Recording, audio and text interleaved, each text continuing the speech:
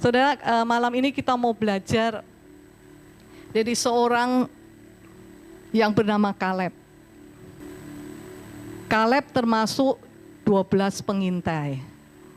Saudara tahu ceritanya, bangsa Israel ada di Mesir dan kemudian Eksodus dibawa keluar oleh pimpinan Musa, dan Kaleb ini termasuk salah satu orang yang ikut Eksodus. Tapi Kaleb ini memang dibilang dari suku Yehuda, tetapi dia tidak ada silsilahnya. Jadi setelah diselidiki ada sebuah penulis yang berkata Kaleb itu dia dari Kenas. Dia sebetulnya bukan dari Ibrani asli. Dia orang, kalau ditarik garis keturunan, dia dari suku Esau. Tapi dia orang yang dijajah ikut di Mesir, dan kemudian dia ikut keluar bersama-sama bangsa Israel. Saudara, perjalanan Mesir ke Israel, ke tanah perjanjian itu sebetulnya kalau wajar ya, itu sekitar 800 km, jadi dibutuhkan waktu itu hanya 25 hari. Nah, setelah mereka keluar, mereka kemudian dibutuhkan waktu 25 hari, mereka ada di tanah perjanjian. Sebelum mereka masuk, si Musa memilih 12 pengintai. Si Musa memilih 12 pengintai yang dari suku Yehuda, yaitu Kaleb, dan juga ada dari Yosua. Dan saudara yang kasih, kemudian apa yang terjadi? Nah, kita mau buka firman-Nya ya. Saudara, Kaleb itu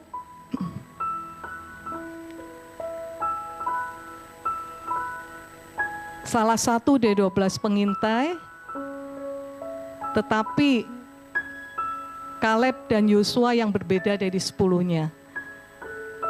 Kita mau coba dulu ya, kita baca di kitab Bilangan 13 ayat 25.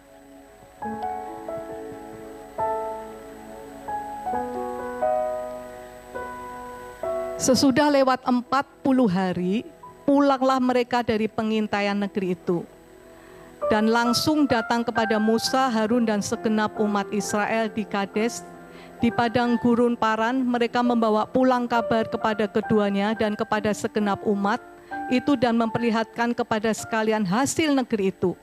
Mereka menceritakan kepadanya, kami sudah masuk ke negeri kemana kau suruh kami, dan memang negeri itu berlimpah-limpah susu dan madunya. Dan inilah hasilnya, hanya bangsa yang diam di negeri itu kuat-kuat, dan kota-kotanya berkubu-kubu dan sangat besar. Juga keturunan enak telah kami lihat di sana. Orang Amalek diam di tanah Negeb, orang Het, orang Yebus, dan orang Amori diam di pegunungan. Orang Kanaan diam di sepanjang laut dan sepanjang tepi sungai Yordan. Ayat 29 ini adalah musuh-musuh Israel ya saudara kasih. Musuh-musuh Israel itu ada di sekitar daerah situ. Kemudian Kaleb mencoba menenteramkan hati bangsa itu di hadapan Musa, katanya, tidak, kita akan maju dan menduduki negeri itu, sebab kita pasti mengalahkannya. Tetapi orang-orang yang pergi ke sana bersama-sama dengan dia berkata, kita tidak dapat maju. Kita tidak dapat maju menyerang bangsa itu karena mereka lebih kuat daripada kita. Saudara kasih, di sini kita melihat perbedaan dari Kaleb dan 10 pengintai. Makanya saya sangat ingin mempelajari, ingin menggali lebih dalam tentang Kaleb. Kenapa Kaleb punya iman yang seperti itu, ya kan?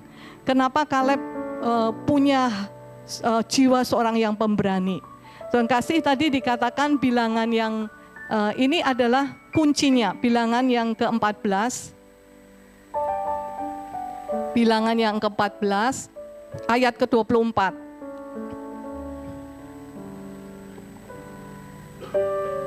Dikatakan, tetapi hambaku Kaleb, karena lain jiwa yang ada padanya, dan ia mengikut aku dengan apa? Sepenuhnya.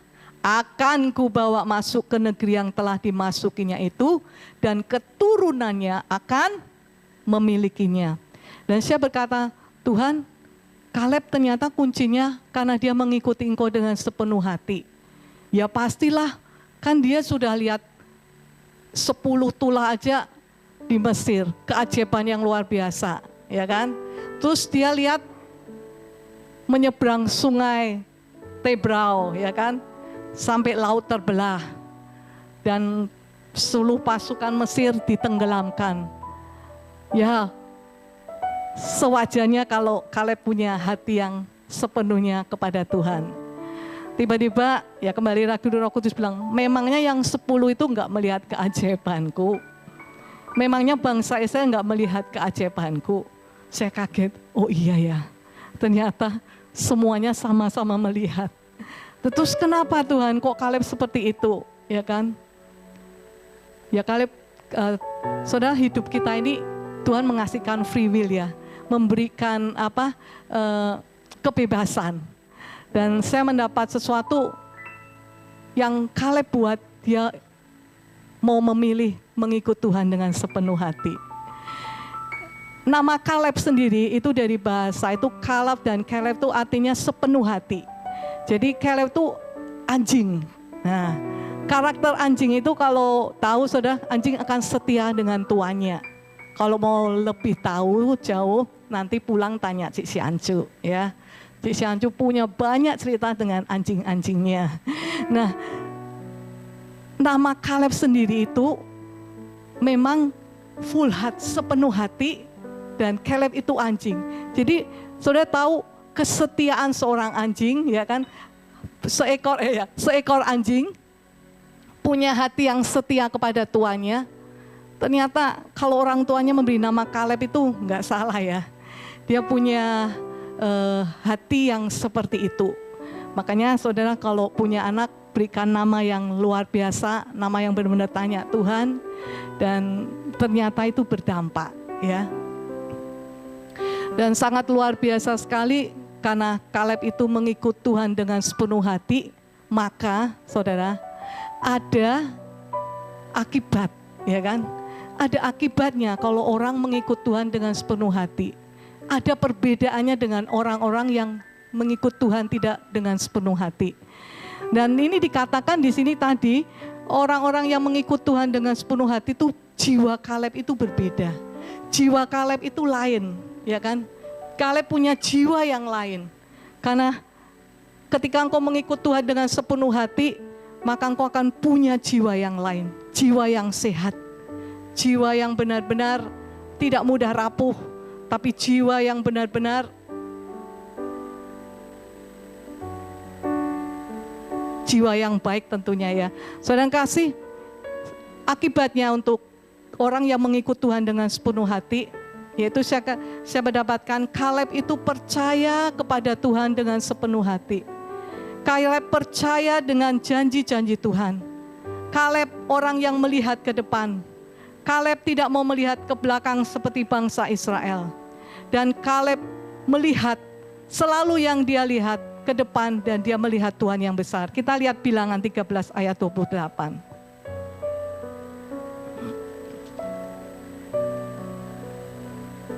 Nah, ini 10 pengintai. Mulai ayat ke-27. Mereka menceritakan kepada kami, sudah masuk ke negeri kemana kau suruh kami, dan memang negeri itu, nah ini dia masih sepakat nih. 10 pengintai masih sepakat berkata, berlimpah-limpah susu dan madu. Dan inilah hasilnya. Saudara tahu mereka itu 40 hari disuruh mengintai, mereka melewati padang, mereka melewati pegunungan, dan mereka di belakang pegunungan itu mereka mendapati lembah Eskol. Lembah Eskol itu sangat subur. Mereka membawa setandan buah anggur, dan mereka benar-benar melihat di situ seperti yang dibilang berlimpah-limpah susu dan madunya. Nah, ayat yang ke-28 ini, hanya bangsa yang diam di negeri itu kuat-kuat, dan kota-kotanya berkubu dan sangat besar. Juga keturunan Enak telah kami lihat di sana. Orang Amalek diam di tanah Negeb, orang Het, orang Yebus, dan orang Amori diam di pegunungan itu. Ini musuh-musuh bangsa Israel ya. Orang Kanaan diam di sepanjang laut dan sepanjang tepi Yordan. Dan saudara tahu 10 pengintai membawa kabar seperti itu. Dia memang melihat tanah yang subur, tapi yang dia lihat siapa?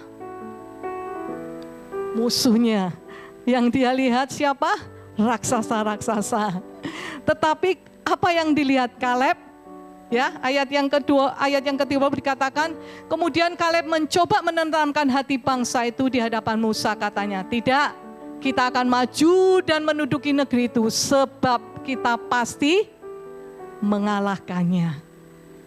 Saudara, kalau engkau mengikut Tuhan dengan segenap hati, sepenuh hati, kalau di bahasa Ibrani-nya itu ada dijelaskan, tapi saya nggak mau jelaskan karena takut salah.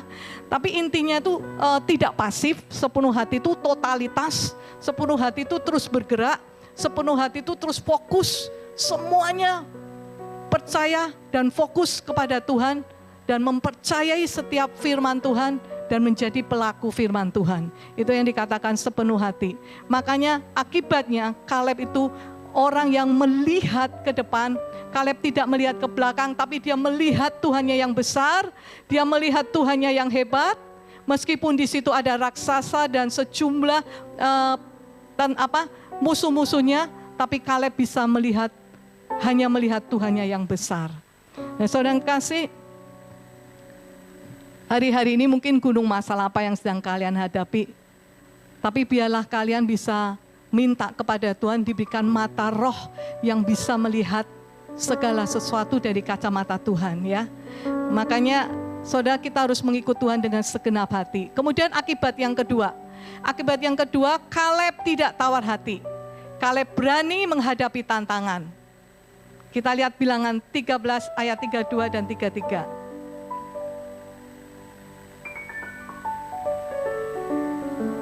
Juga mereka menyampaikan kepada orang Israel kabar busuk tentang negeri yang diintai mereka, dengan berkata, negeri yang telah kami lalui untuk diintai adalah suatu negeri yang memakan penduduknya, dan semua orang yang kami lihat di sana adalah orang-orang yang tinggi-tinggi perawakannya.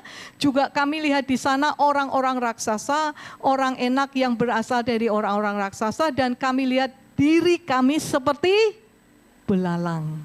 Dan demikian juga mereka terhadap kami. Lalu segenap umat itu mengeluarkan suara nyaring dan menangis. Pada malam itu bersungut-sungut semua orang Israel kepada Musa dan Harun. Dan segenap umat itu berkata kepada mereka, sekiranya kami mati di tanah Mesir atau di padang gurun ini. Saudara, itu yang membedakan. 10 pengintai membawa kabar apa? Kabar yang busuk.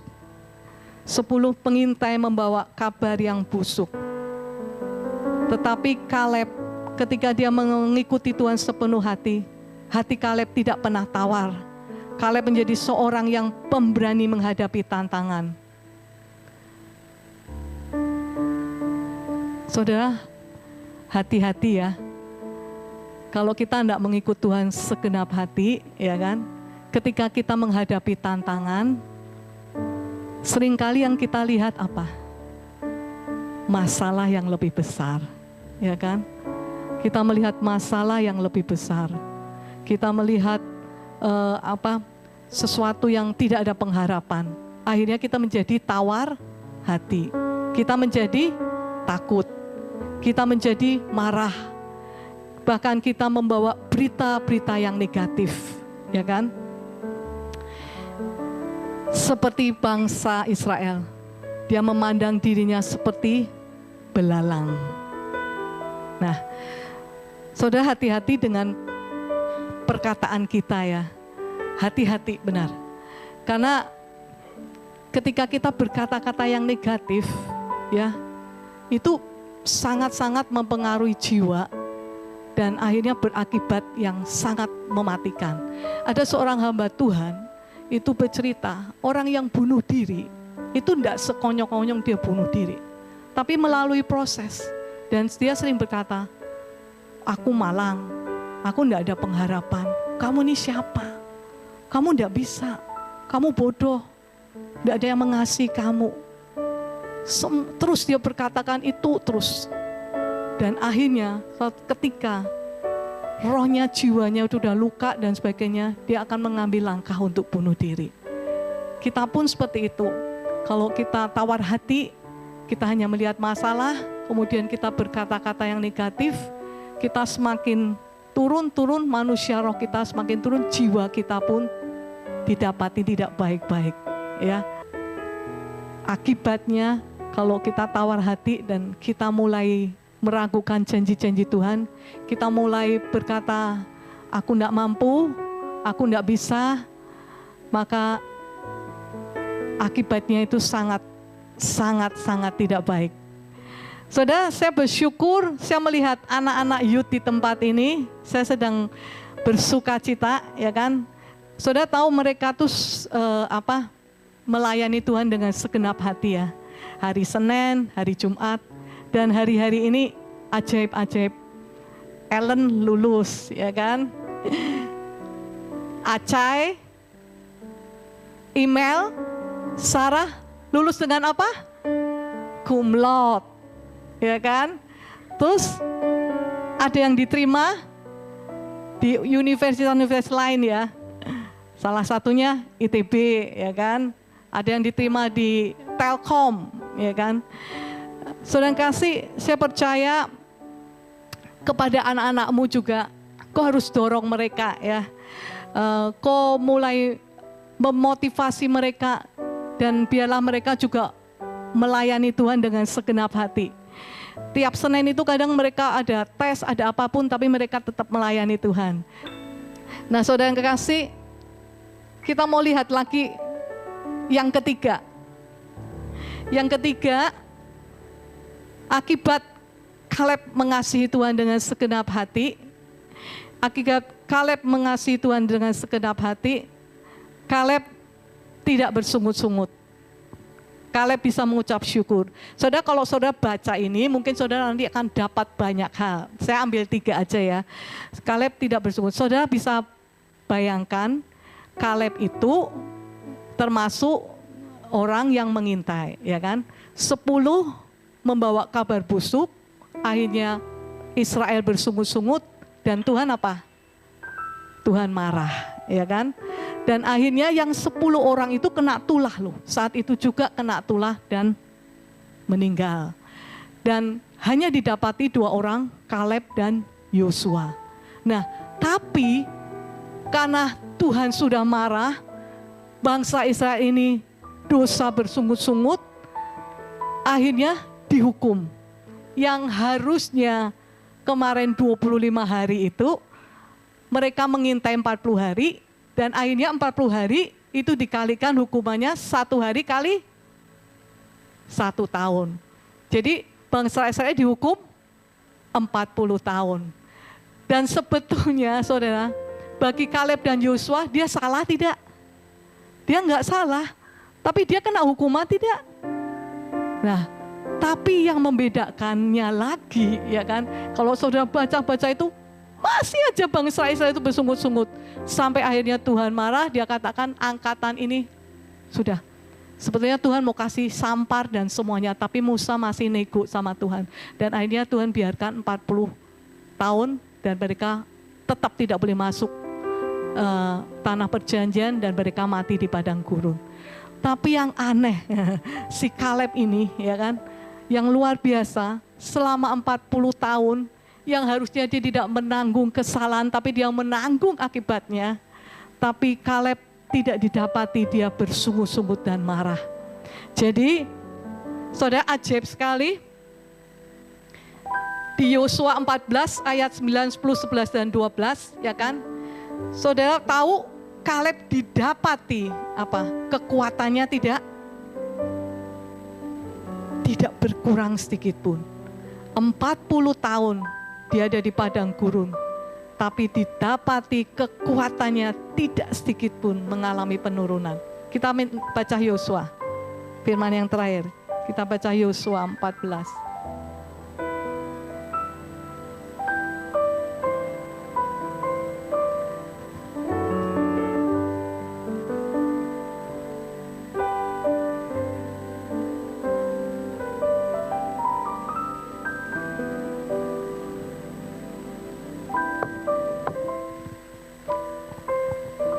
Yosua 14 ayat 9 dan 10. Pada waktu itu Musa bersumpah katanya, sesungguhnya tanah yang diinjak oleh kakimu itu akan menjadi milik pusakamu dan anak-anakmu sampai selama-lamanya. Sebab engkau tetap mengikuti Tuhan Allahku dengan sepenuh hati. Jadi sekarang sesungguhnya Tuhan telah memelihara hidupku seperti yang dijanjikannya. Kini sudah 45 tahun lamanya sejak diucapkan Tuhan firman itu kepada Musa, dan selama itu orang Israel mengembara di padang gurun. Jadi sekarang telah berumur 85 tahun aku hari ini. Ayat yang ke-11. Pada waktu itu aku masih sama kuat seperti pada waktu aku disuruh Musa. Seperti kekuatanku pada waktu itu, demikianlah kekuatanku sekarang untuk berperang dan untuk keluar masuk. Oleh sebab itu berikanlah kepadaku pegunungan yang dijanjikan Tuhan pada waktu itu. Sebab engkau sendiri mendengar pada waktu itu bahwa di sana ada orang enak dengan kota-kota yang besar dan berkubu. Mungkin Tuhan menyertai aku sehingga aku menghalau mereka seperti yang difirmankan Tuhan. Ayat yang ke-13. Udah ya, sampai 12 aja.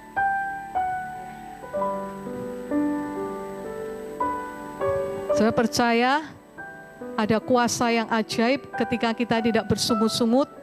Ada kuasa yang ajaib ketika Kaleb memilih mengucap syukur. Ketika Kaleb memilih tetap percaya. Selama 40 tahun kekuatannya tidak berkurang. Rohnya terus menyala-nyala, tetap bergelora. Bahkan Kaleb berani minta Hebron. Kaleb berkata, aku akan habisi raksasa-raksasa itu. Aku akan minta tanah perjanjian yang dijanjikan Musa kepadanya. Saudara, siapa yang sudah usianya mau mulai mundur hari-hari ini? Mau memilih mundur aja. Usiaku sudah lanjut. Udahlah di rumah aja, nggak usah melayani, nggak usah apapun, terlibat apapun ya. Siapa yang hari-hari jangan-jangan sudah didapati lagi tidak bersungguh hati. Tapi biarlah sungguh-sungguh kita melihat 3 perkara tadi. Kalau engkau dengan segenap hati mengikuti Tuhan, maka engkau akan punya jiwa yang sehat. Kau punya roh yang menyala-nyala di dalam Tuhan. Dan engkau akan terima setiap berkat yang Tuhan sediakan, perjanjian yang Tuhan berikan, Tuhan sediakan buat setiap kita. Asalkan kita tidak didapati sedang letih dan lesu, bahkan tidak pengharapan, dan akhirnya mendapati kita sedang melakukan perbuatan yang salah seperti bangsa Israel. Saudara, kita bersyukur, ajaib sekali. Hebron itu sekarang menjadi kota perlindungan. Hebron di mana Daud mengawali masa karirnya selama 7 tahun. Dan Hebron dipilih untuk menjadi tempat peristirahatan Abraham, Ishak, Sarah, dan para istrinya. Jadi Hebron itu kota yang luar biasa. Dan di sana sangat subur karena ada lembah Eskol yang dipenuhi dengan susu dan madu. Hari-hari ini apa yang menjadi problem kalian? Apa yang menjadi gunungmu? Saudara, jangan pernah tawar hati. Terus ikut Tuhan dengan segenap hatimu, karena engkau akan dapati di balik pegunungan itu ada lembah Eskol. Saudara, saya ingin bersaksi sebentar. Saya bersyukur ya, anak saya Matthew, saya kemarin-kemarin nggak berani bersaksi, tapi karena dia udah terima mendapat jurusan. Saudara, waktu awalnya Matthew 6 tahun sudah di sekolah negeri, dan saya mulai berdoa mendekati ujian lulus. Saya minta Tuhan, anak ini harus sekolah di mana? Apakah tetap negeri atau swasta? Saya minta firman Tuhan. Setiap pagi saya sujud, saya minta Tuhan, dan Tuhan memang kasih firman-Nya yang seperti Kaleb yang dikatakan jangan takut, mari duduki negeri. Kata negeri itu melonjak di hati saya, dan saya tahu pasti Matthew akan saya daftarkan di negeri. Tapi saya simpan dalam hati. Terus saya tanya lagi, Tuhan negerinya apa? Negerinya apa Tuhan? Banyak negeri. Dan ajaib di HP saya tuh Alkitab, Tuhan bilang lihat di kanan bawah itu ada tulisan ITB. Saya tuh kaget sekali. Saya simpan dalam hati. Saya simpan dalam hati. Dan akhirnya, nah yang saya nggak tanyakan itu jurusannya. Karena semua di benak ini sudah yang tahu IT ya kan, karena masa depan bla bla bla sekarang dibutuhkan. Jadi akhirnya kami tidak daftar swasta, kami akhirnya daftar negeri, dan Matthew karena ranking dan bagus dari SMA dia dapat jalur prestasi, dapat jatah. Tapi jatah dari SMA kemudian disampaikan ke universitas, kan itu seluruh Indonesia. Dan jalur ini Matthew gagal. Jalur yang kedua jalur rapot dan jalur tes, tapi tesnya seperti kayak psikolog gitu ya. Dan itu Matthew juga gugur. Dan akhirnya ada satu jalur yang dia sudah nggak mau. Itu jalur yang susah. Dia harus belajar dan tes pelajaran. Itu tahu sendiri ITB seperti apa ya. Dia sudah nggak mau. Saya bilang, aduh Tuhan, ini janjinya benar nggak ya? Apa aku salah ya? Tapi saya nggak berani bilang tetap. Nah akhirnya ya udahlah, karena mulai tawar hati, mulai gelisah, kami daftarkan dia di BINUS dan tentunya dengan mudah diterima. Dan kami bayar, tapi BINUS berkata kalau bisa masuk negeri kami kembalikan uang, tapi ditahan 5 juta. Saya pikir ya udahlah, Matthew sudah kayaknya dia senang juga udah masuk BINUS. Tapi hati ini terus bertanya dan saya bilang, Tuhan biarlah kehendak-Mu yang jadi. Terus kami bujuk, saya dan cicinya membujuk, ya kan. Kami dan cicinya membujuk, ayo Matthew, sekali lagi Matthew. Gak apa-apa lah nanti kalau nggak lolos. Yang penting berani melangkah. Yang penting berani melangkah, saya bilang itu. Nanti nggak lolos pun nggak apa-apa, cicinya juga bujuk. Alhasil 2 jam atau 1 jam sebelum pendaftaran terakhir, dia daftar. Kan sekarang model online ya. Dia daftar, sudah, terus akhirnya dia daftar, terus bilang, Mami, aku pertama tetap IT ya. Yang kedua disuruh milih jurusan apa ini? Saya bilang, Mami nggak tahu, kamu masuk kamar doa, ini waktunya sudah mepet, Mami sudah nggak ngerti lagi. Dan saudara dia berdoa, dan akhirnya dia bilang, Mi, aku kerendet teknik industri katanya. Ya udah diisi aja, saya bilang gitu. Ya udah, terus saya sempat tanya Evan juga jawabnya lama. Terus waktu Evan tanya-tanya, terus Evan bilang, jadinya daftar apa Mi? Informatika dan industri. Loh, itu kan yang sulit-sulit, itu kan yang diserbu. Harusnya daftarnya yang kedua yang pilihannya itu katanya. Telat. Sudah ditutup, saya bilang itu. Nah, tapi saudara saya bersyukur ya, rencana Tuhan itu tetap terjadi ajaib sekali. Saya bersyukur juga teman-teman di sini, pengurus yang setia mendoakan setiap Kamis, terutama juga Kak Sisi, terima kasih yang sudah mendoakan terus. Juga teman kami Arum yang juga mendoakan terus. Dan ajaib, memang ajaib sekali. Sampai jurusan pun Tuhan itu benar-benar pilihkan dia sampai detik terakhir. Yang ternyata IT jadi diterimanya teknik industri, dan teknik industri harus melewati berapa jurusan.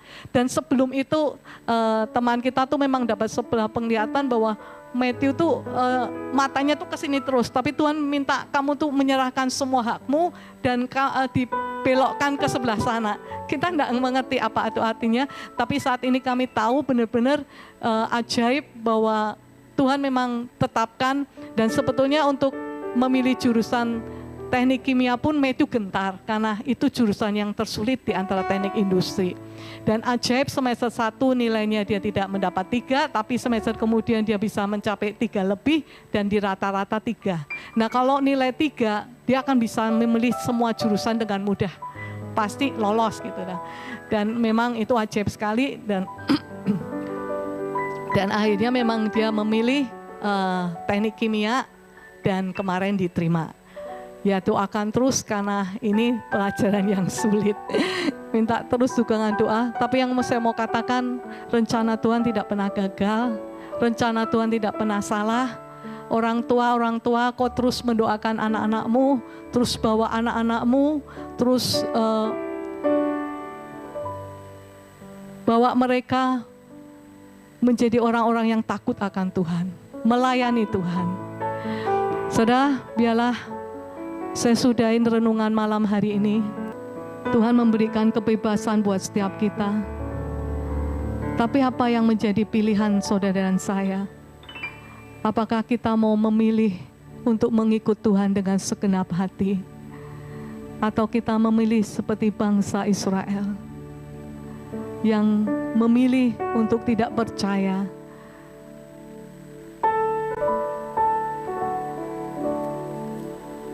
Tapi biarlah saya percaya kita mau memilih Tuhan dengan segenap hati.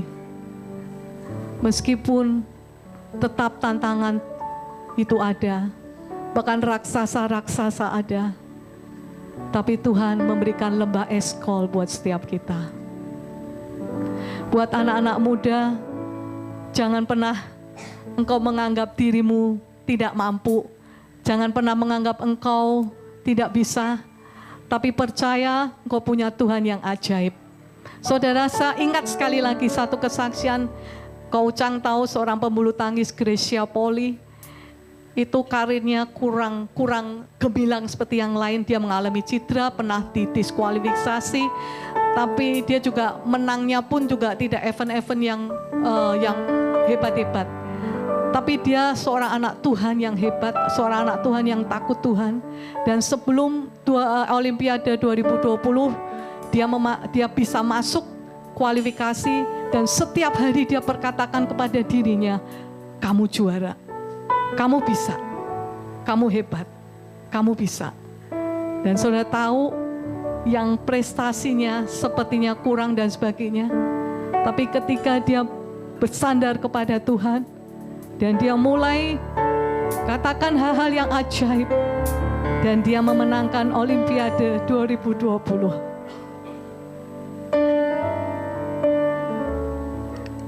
Biar hari-hari ini apapun tantangan kita, apapun gunung-gunung yang dihadapi, tetap memilih percaya kepada janji-janji Tuhan.